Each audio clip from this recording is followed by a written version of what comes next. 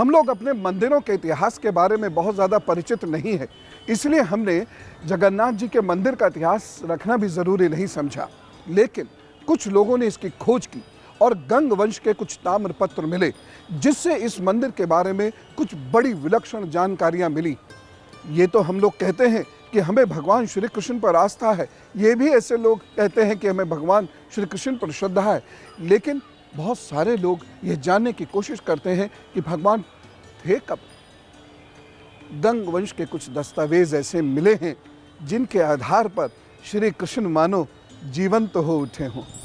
इस मंदिर का निर्माण कलिंग शैली में हुआ और इसको कलिंग के जो राजा हैं अनंत वर्मन, उन्होंने बनवाया था। ये अद्भुत मंदिर बना है।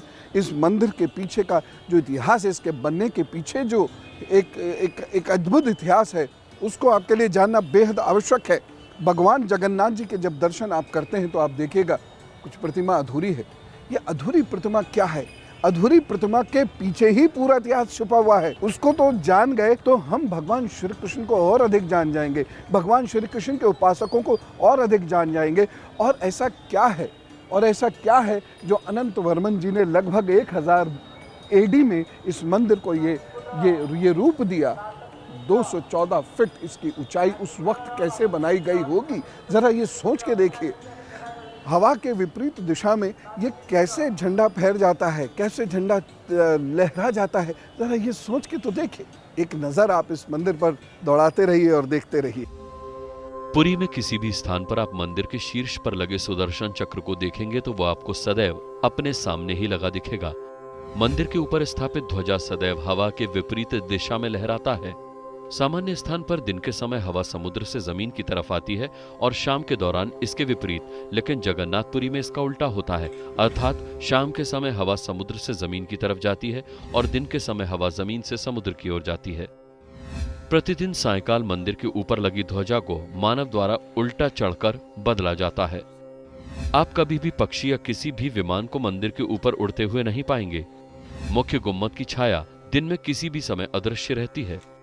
मंदिर के सिंहद्वार में पहला कदम रखते ही आप समुद्र की आवाज नहीं सुन सकते। आप मंदिर के बाहर से ही एक कदम को पार करें तब ये आपको सुनाई देगी।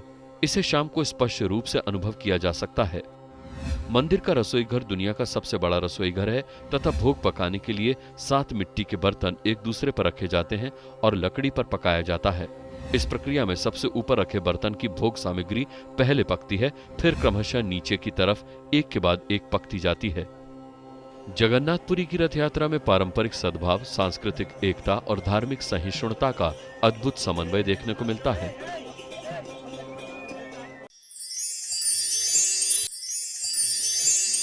जनकपुरी भी कहते हैं गुंडीचा मंदिर को।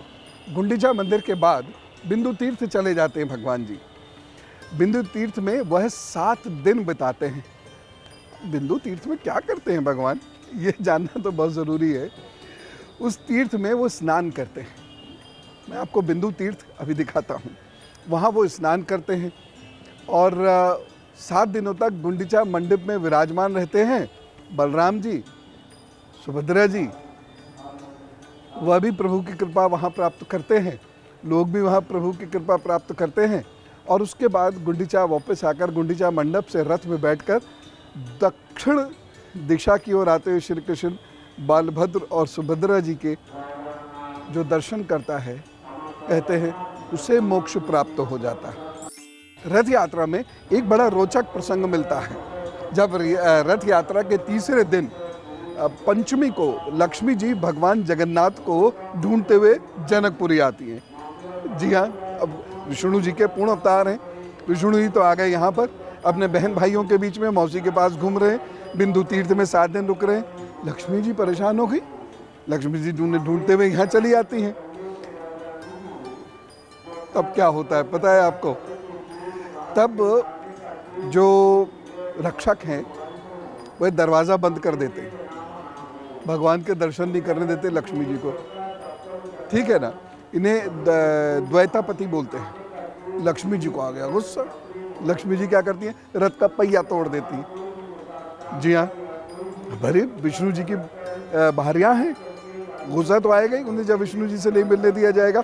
वो रथ का पहिया तोड़ देती हैं। और हेरा गोहरी शाहीपुरी, ये यहाँ का एक मोहल्ला है। यहाँ पर हेरा गोहरी शाहीपुरी, यहाँ पर एक मोहल्ला है, वहाँ पर लक्ष्मी जी का एक मंदिर है। गुस्से में वो वहाँ चली जाती हैं। आज ये बड़ा भव्य मंदिर है, ये गुस्से में वहाँ चली जाती हैं। अब जगन्नाथ जी, जगन्नाथ तो हैं ही हैं, पति भी हैं इसलिए वो लक्ष्मी जी को मनाने जाते हैं मंदिर में। कैसे नहीं मनाएंगे? हमारे आपके लिए तो जगन्नाथ हैं, लक्ष्मी जी के लिए तो पति हैं। उनसे वो क्षमा याचना करते हैं, बहुत सारे उपहार उन्हें देते हैं, सब कुछ जैसे अभी करते हैं इसी तरीके से बहुत सारे उपहार देते हैं, उन्हें प्रसन्न करने की कोशिश करते हैं। इस आयोजन में एक और द्वैतपति यानी पुजारी, यहाँ उनको पुजारी कहते हैं, एक और पुजारी भगवान जगन्नाथ की भूमिका में संवाद बोलते हैं। इसी समय में ये संवाद बोले जाते हैं, संवाद बोलते हैं। और एक देवदासी, यहाँ देवदासी प्रथा रही है, तो देवदासी लक्ष्मी जी की भूमिका में आती हैं, वो लक्ष्मी जी के संवाद बोलते हैं। बड़ा मनोरम दृश्य होता है वो, और इस दृश्य से उनके भक्तजन बड़े झूमते हैं, खूब मान मनव्वर होती है भगवान की, लक्ष्मी जी की। फिर भगवान उन्हें अल्टीमेटली मना ही लेते हैं।